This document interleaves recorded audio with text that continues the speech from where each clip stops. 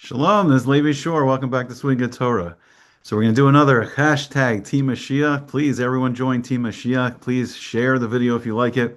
Like, share, subscribe, all the good stuff.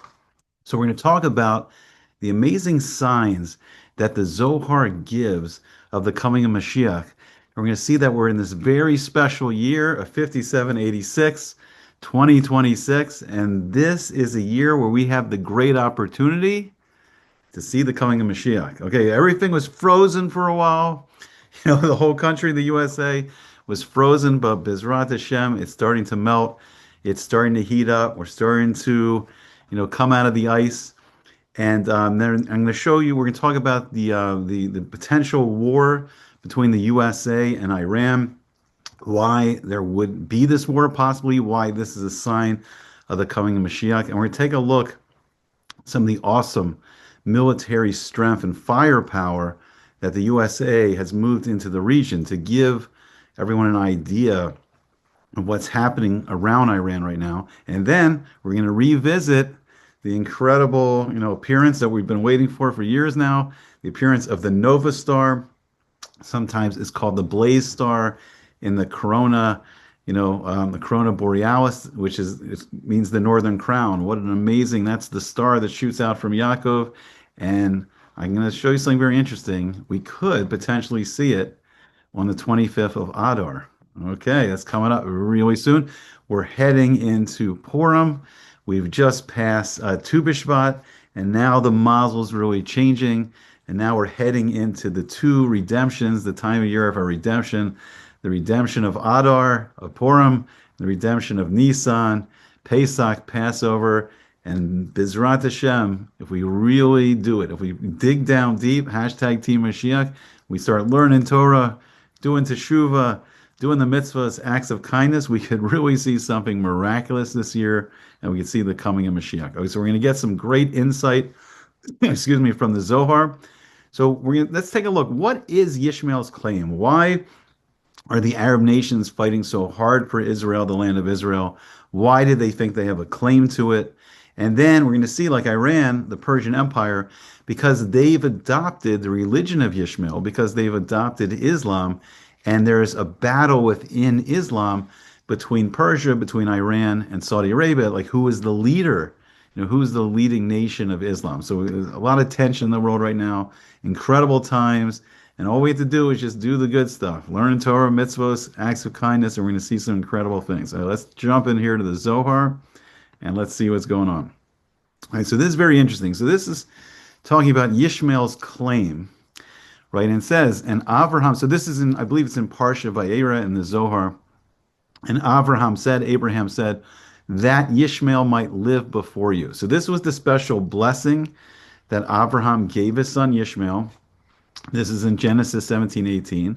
So even though the Kadosh Baruch Hu, even though the Holy One, blessed be he gave him the news about Yitzhak, Avraham, he still is attached to Yitzhak. So Hashem told him, God told Abraham that his son Yitzhak, Isaac, was going to be born, but Abraham, he was still very close to Yishmael until the Holy One, blessed be he, answered him. And he says, as for Yishmael, I have heard you. And Yishmael, he was later circumcised and entered the Bris Kodesh, the holy covenant, before Yitzhak, before Isaac came into the world. So if you remember, so Abraham was 99 when he did the mitzvah of the bris milah, the circumcision. Yishmael at the time was 13 when he did the circumcision. And then a year later, when Yitzhak, when Isaac was born in 8 days, then he, got his bris milah. Okay, so let's see what's going on here. So come and see, Bo Roeh, or Ta Chazi. So for 400 years, the minister of the children of Yishmael stood and begged before the Holy One, blessed be he. So what does this mean? Who's this minister of Yishmael? So this is the special angel. Every nation has a sar, except for the Jewish people. We are just directly under Hashem. But every nation has a guardian angel of that nation. And the name of the angel, the ministering angel of Yishmael, it's very interesting. That angel is the name Duma, which means silence. And that is the angel that's put over in charge of Gehenna. So it says, he said to him, whoever is circumcised has a portion in your name. So the Holy One, blessed be He, Akash Baruch Hu, he said to him, it is so. He said to him, behold, Ishmael, who is circumcised. Why does he not have a portion in you like Yitzhak? He said to him, is it not so? The one was circumcised well and properly, al pi the halacha, while the other one was not, because really the mitzvah is supposed to be done on 8 days. So moreover, the ones cleaved to me properly on the eighth day, meaning the Jewish people, we follow the mitzvah and we give the circumcision on the eighth day, the bris milah, while the others are distant. They're distant for me, from many days. So the appointed minister, so this is the angel of the nation, of Yishmael, saying, but still in all, since he is circumcised, would not he have had a good reward for this? So what's the reward? He was 13 years old and he got circumcised. So what's Yishmael's reward? So woe is to the time that Yishmael was born into the world and was circumcised. So what did the Holy One, blessed be He, do pertaining to the complaint of the guardian angel, the minister of Yishmael? So he distanced the children of Yishmael from like these high spiritual attachments, and he gave them a portion below in the Holy Land, in Eretz Yisrael, because of their circumcision. Okay, so what does this mean? So the children of Yishmael are destined to rule over the Holy Land for a long time when it is empty from anything. So like their circumcision, which is empty and imperfect, so why we say that his circumcision wasn't good?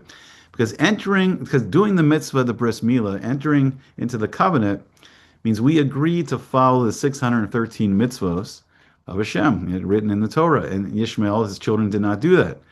So, and they prevent the children of Israel, from returning to their place until the reward for the merit of the children of Ishmael reaches completion. All right, so we have to see when this all happened.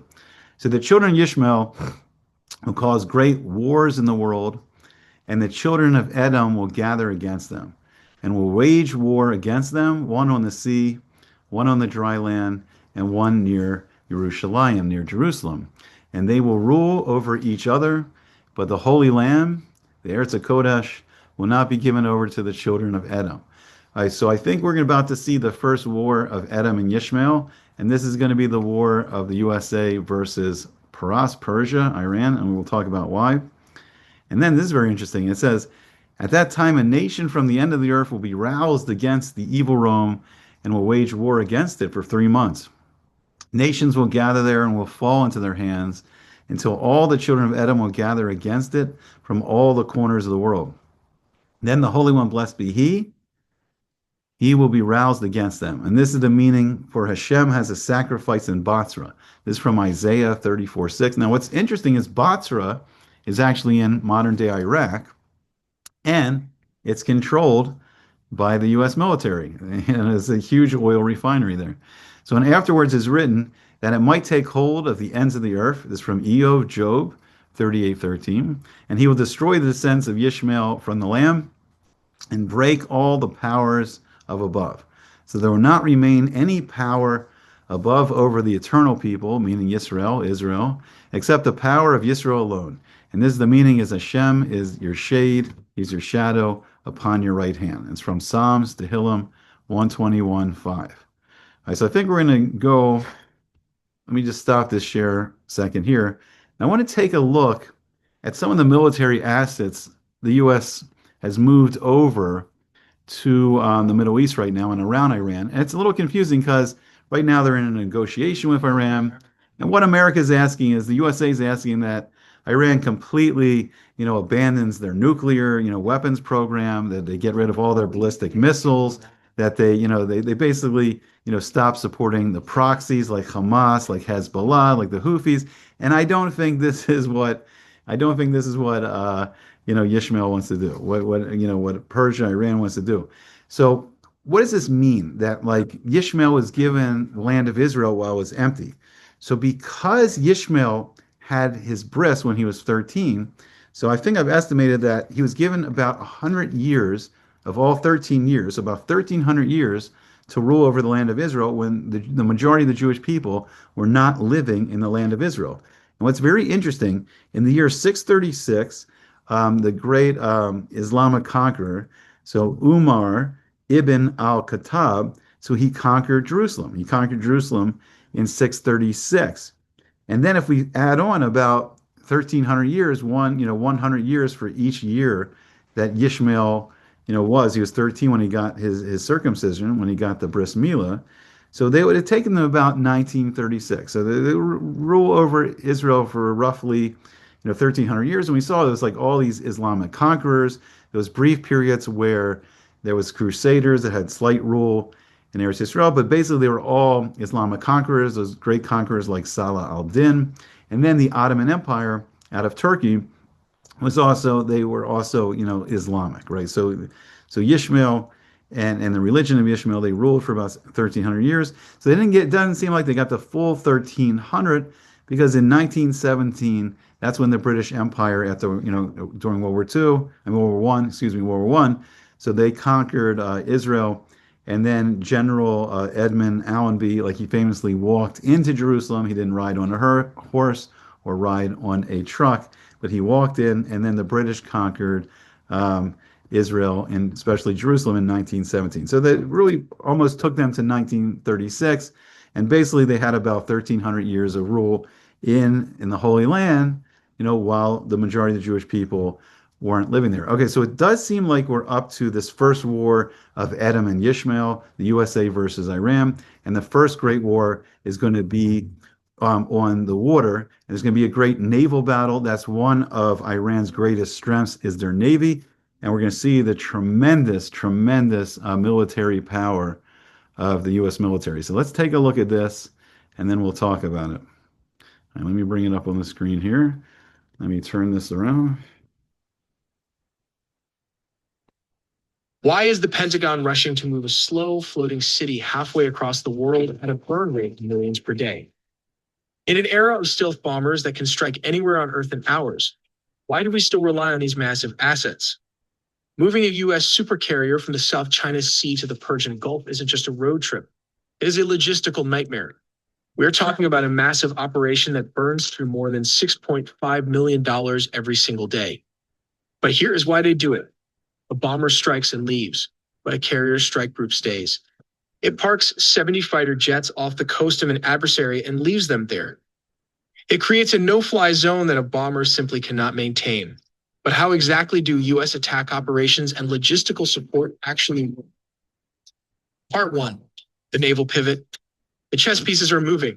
We are tracking the largest naval redistribution since the 2003 invasion of Iraq. The Pentagon is emptying the Pacific to flood the Persian Gulf. But where are all the U.S. nuclear carriers stationed when not at war? And how many will travel to Iran and the Middle East? On paper, the number is 11 nuclear-powered supercarriers divided into two distinct classes. First, the Nimitz class. These are the 10 workhorses of the fleet commissioned between 1975 and 2009. Second, the Ford class. Right now, there is only one, the USS Gerald R. Ford. This new generation uses electromagnetic catapults to launch jets faster. Well, let's look at this scenario what happened when the Department of War gives a green signal. The USS Abraham Lincoln Carrier Strike Group is typically stationed in the South China Sea to deter Chinese vessels. However, upon receiving flash priority orders, it can sprint to the Middle East in just a week. It has to transit the Malacca Strait, the choke point between Malaysia and Indonesia. Meanwhile, the U.S. can launch another nuclear aircraft carrier. The USS George H.W. Bush will depart from Norfolk, Virginia, likely crossing the Atlantic to enter the Mediterranean. This leaves the Pacific dangerously thin, with only the USS Ronald Reagan or its replacement, the George Washington, potentially available in Japan. The plan is to have two full strike groups off the coast of Iran within 10 days to form a pincer deterrent. Most people call the country in America Iran. I believe they call it Iran. Iran. I don't know. It's very, very strange pronunciation. Here, we'll go back. Here's part 2, the missile logistics. Following the first strike against Iran's nuclear bunkers, the U.S. had actually removed 60% of its missile defense systems from Qatar and the Middle East. So how many missiles are being transported from different parts of the world to fix this? The answer is fill the sky with these Globemasters. The U.S. military needs a massive airlift of roughly 4 to 6 Patriot batteries and components for a THAAD battery. This involves over 300 heavy transport flights. But here is the detail most people miss. the US needs a flood of aging Patriot missiles to be pulled from stockpiles in Germany and Japan. Why move old missiles? Because they are the perfect cheap solution for Iran's thousands of Shahed drones. Commanders are hoarding the brand new Scares PAC-3 Kinetic. All right, so here, one thing you see, and there's an excellent video by AI Telly, and they're great at military simulations. So you see incredible commitment of U.S. forces around Iran right now, and you see that the U.S. is very, very serious about putting, at least at the very, simplest level, putting great pressure on Iran to negotiate. But I personally, I don't believe that, a Shia, theocracy is going to give up all their military power. I think they believe, they're going to conquer everything. So it shows you one thing, it shows you the amazing military firepower. The last time America put such firepower around Iran is, I believe it was called Operation Midnight Hammer. That's when Israel and America took out a lot of Iran's nuclear capability. So it's the same commitment of these forces. We see tremendous naval power. And here it's very scary. But America wants, just like Israel has the Iron Dome and David Sling, they have a missile defense system. So America's pulling back a lot of their missile defenses to America because Iran does have a powerful drone army. So as we watch a little more, we're going to go back into the Zohar for the incredible Nova Star. Okay, so let's listen. Interceptors for the hypersonic and ballistic missile threats. The military is clearing out the Cold War inventory to save the modern tech for the big one. And part 3 is the cost of war. What is the cost involved in this massive transfer? War is expensive, but moving an army is a fortune. First, the ships. Operating a single carrier strike group costs between $6.5 million and $9 million per day. That covers nuclear maintenance, jet fuel, and food for 7,000 sailors. Second, the ammo. A single THAAD interceptor costs $12.7 million. The SM-3 missiles on the destroyers cost $28 million per shot. If you combine the airlift fuel, the naval surge, and the prepositioned ammo, this 30-day deterrence operation has a burn rate exceeding $1.5 billion. And that is before a single shot is fired. In part 4, we'll look at what is the logistic nightmare involved in sustaining this force. All right, so we'll stop this right now. So you see a tremendous military commitment that the U.S. has right now around Iran. Now, one of the biggest signs we have is from the Gemara. We talked about it a lot. Masechta Avodah Zarah, Beis Amud Beis 2b, and it says 9 months before the coming of Moshiach, Paras, Persia, Iran, is going to fall into the hands of Edom, which is going to be the USA. And we already see the tension growing and growing and growing between the USA and Iran. And at some point, it's going to all come to a head. I do believe there's going to be a breakdown in these negotiations, but we'll see what happens. But at some point, there's going to be this great war. And I don't know if this is going to be the final part of it where Iran falls to the USA, but at some point, Iran will fall to the USA. And then once again, America is going to become incredibly powerful. I really believe 2006, it's going to be an incredible mazel for the USA. We already saw the incredible operation against Maduro in Venezuela. I believe the mazel of America is rising. We talked about a little bit. It's the 250th anniversary of the signing of the Declaration of Independence on July 4th, 1776. So there's going to be huge celebrations. The Dow Jones went over 50,000 for the first time. I think the economy is going to boom, and we're going to see the American military power probably expand all throughout the globe with Iran. If America were to conquer Iran and they have control of the Venezuelan oil with their, just basically the only superpower on the globe right now, to have that much military power and economic power, I just think they'll be unstoppable. And I think this whole political fighting America is going to be replaced with a great surge of patriotism. And I think the culture is really going to shift, especially as we start to head into the summer. All right, so let's talk about the incredible star that we have coming our way. So we've been waiting. The scientists have been waiting. Everyone's waiting for Mashiach. We've been waiting for the appearance of this star. We're going to see the Zohar. But let's take a look at what we're actually talking about. So there's a star in a constellation called the Corona Borealis, and it's such an amazing sign because it means the Northern Crown. There's seven stars in the constellation, and then there is an eighth star that's going to go nova, and then it's going to appear in the sky. And we'll go to the Zohar soon and tell about, and we'll see about the incredible events that Zohar says that's going to happen when this star appears in the sky. Let me just stop this here, and let me take a look a little further in this, and you'll see something really incredible. So this, I believe, is an artist rendering of the nova star, but it's just such a appropriate simon. So here, what we see is that this is the star you can see now. So this is a red giant, and then when the nova star appears, it will be, it's a white dwarf.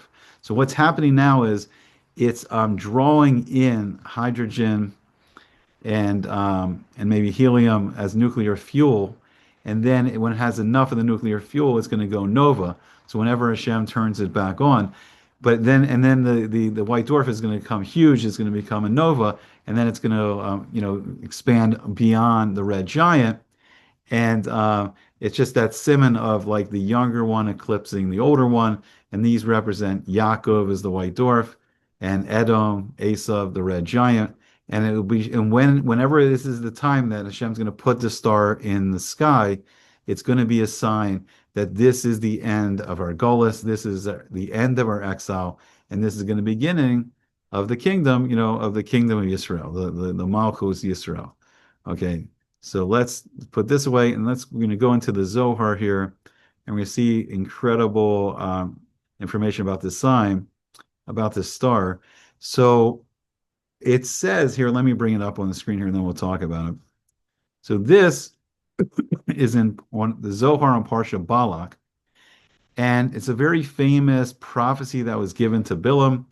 So Bilam was non-Jewish prophet, and why he was given prophecy is so that after Mashiach comes, the other nations can't complain. Oh, well, if we had a prophet like Moshe Rabbeinu, if we had a prophet like Moses, we also would have accepted the Torah. We also, would have done the mitzvahs. We would have also been your people. But Hashem says, I did. I gave you I gave the same level of prophecy to Balaam. I don't know how it's translated. And he gave prophecy, So you should have listened. So the famous part of Bilam's prophecy that he was given is Er eno v'lo ata. So I see him, I see Mashiach, but it's not now. So Bilam, he wanted to push off the coming of Mashiach for thousands of years. All right, so the Zohar explains what it means. I see him, but not now. So since some of these words were fulfilled at the time, so it means like the prophecy, I see him, but not now. So it was referring to David HaMelech, King David, right? It was referring to different events throughout Jewish history. And then finally, the star, when this star, this nova star in the Corona Borealis, it lights up again. When Hashem lights it up again, then it's going to be the sign that Mashiach's coming. Now, what's interesting is there was a couple historical records of the appearance of this nova star, and it's about every 80 years. And when was the last appearance? It was in February of 1946. And guess what? 2026, we're 80 years later. So really incredible. Okay.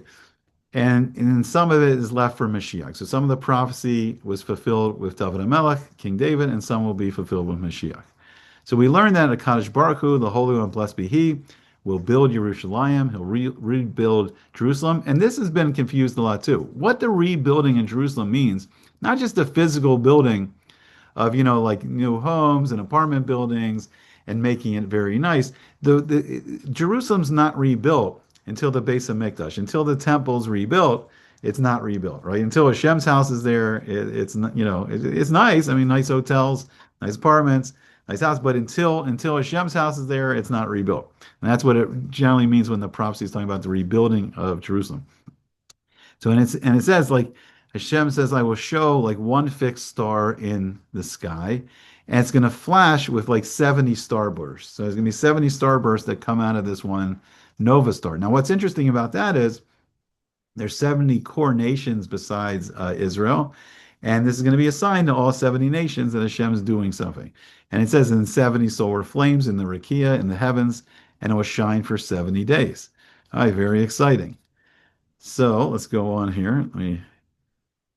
So it says, it will appear on the 6th day of the week, which is Erev Shabbos, is a Friday, on the 25th day of the 6th month. Now, I did this video a while back, And what our tradition is, we count the months from the month of Nisan. So Nisan's the first month, and then we count from there.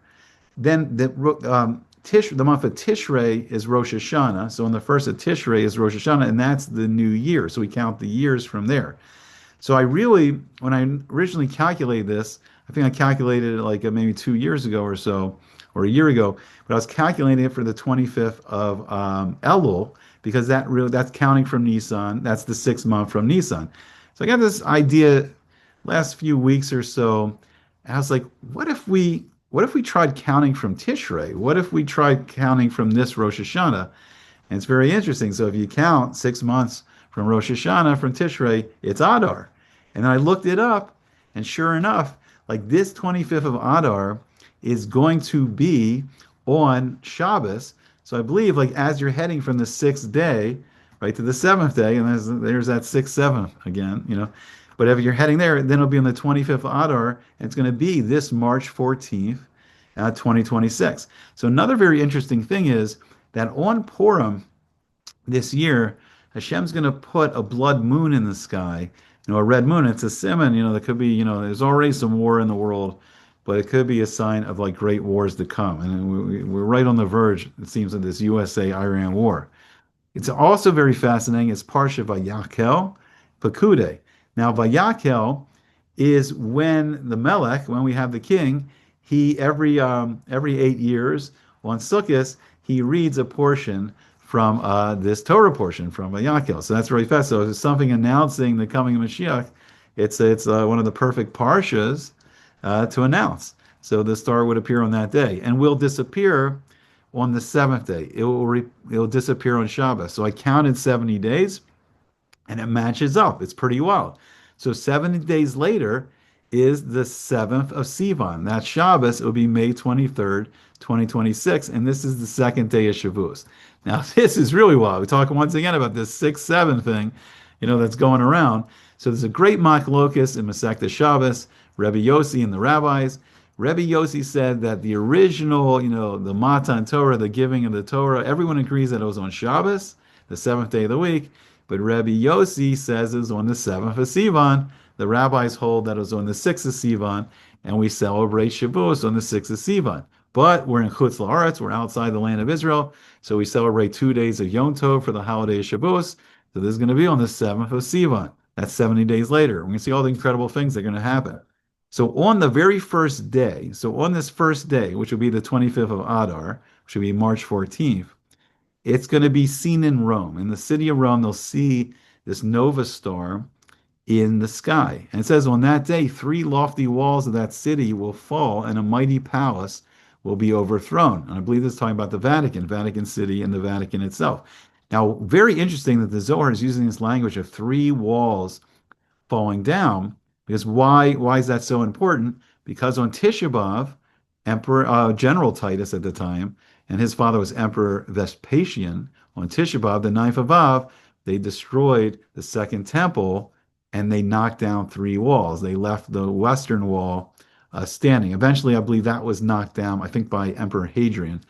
But there was 1 wall left standing. So 3 walls were knocked down of the temple. And when it's time for Mashiach to come, Hashem's going to announce it by knocking down 3 walls in Rome. Mida kenega mida, measure for measure. And then it says, and then the ruler of the city will die. And I think that's referring to the Pope. Now, one thing that's given me pause on all this, it's interesting we have an American Pope now. I think the first American Pope, Pope Leo. He said some things about the Palestinians. So he hasn't come out and made very negative or derogatory statements about the Jewish people. But I feel like, I don't know, he may become emboldened, and we'll have to see where he really stands. So as of right now, he hasn't done much that you would say like he should be punished, but we'll see. But just it seems like his leanings towards the Palestinians, which are the people trying to kill the Jewish people right now, it seems like, his view may not be so good, but we'll see. So then that star will become visible throughout the whole world. And in that time, mighty wars will rise on all sides of the world, or all sides of the world. Well, we got some wars right now. We got, fighting between, Russia and Ukrainian war still going on. I mean, Gaza, it's kind of like a ceasefire, but it seems like that can explode at any minute. And then we have, as we just saw, America's massive firepower around Iran right now. So we got, there's a lot breaking out in other places too. So the Amuna will not be found among them. It's kind of scary. It's like our Amuna and Hashem, our trust and belief in Hashem right now maybe is at a low level. And in the center of the world, that's Jerusalem. When that star shines in the middle of the heavens and the Rakia, a certain powerful king. This could be speaking about President Trump. He will arise and he will seek domination over all other kings. And we do kind of see, beginning with Maduro, now his confrontation with the Ayatollah, just recently in Israel. I mean, I think the government is trying to declare some authority over Judea and Samaria. And Trump is coming very forcefully against that. And, everything Greenland, we want Canada, we want Gulf of America. So it's definitely there. I mean, definitely, putting, his name everywhere. So it's definitely in his personality. And just the beginning of the year 2026 began with, the capture of Maduro. So it's not hard to see in some ways. So we seek dominion over all of the kings and make war on two sides. This could be potentially not just a war with Iran, but potentially, I don't know if it would be Russia or some other nation and prevail against them, and America would be victorious. All right, so let's see here. It says, on the day when the star disappears from the Holy Land, there's going to be a great earthquake. So now there's going to be an earthquake in Israel. So this would be on May 23rd. This will be the second day of Shavuos, the 7th of Sivan. And there's going to be an earthquake, and it's going to be crazy. So it's going to be over, it says 45 mil. Mil's not exactly a mile. I just put miles here to make it a little more understandable. But it's going to be an earthquake. The epicenter of the earthquake, which is going to be so crazy, is going to be where the base of Mikdash stood, where the temple stood. That's on the Temple Mount. And I believe an earthquake of that strength would knock down the Dome of the Rock and the Awas Gamas. Now, this is very fascinating. So whenever this happens in this 70-day period, Hashem is removing the symbol of the religious worship of Edom, of Rome, and then would we be removing, so first Christianity, and then removing the spiritual power of Islam, or their control of the Temple Mount, and then 70 days later, this earthquake would knock down the Dome of the Rock and the Awas Gamas, symbolizing Hashem. It's the time Hashem's ready to rebuild the temple. It says, and a cave will be laid open beneath the ground, from which will issue a mighty fire to consume the world. What I believe this is referring to is this is the royal burial ground of the kings of Judah, of Yehuda, which are all buried right, near the old city. It could be on the Mount of Olives. I don't know if we know where the royal burial chamber is, but this would open up again. And the great fire is referring to the Aish of the Torah of Moshiach ben David, probably, the descendant of King David. And then it's saying like this is going to be the rise of the Malchus Beis David, of the house of David. So from that cave will spread a great and noble branch. This is the branch from Yishai, from David's father, which will rule over the whole world, and to which will be given the kingship and the heavenly Siddiqim to gather to it. This is the first resurrection of the dead, the Chiyas Amesim.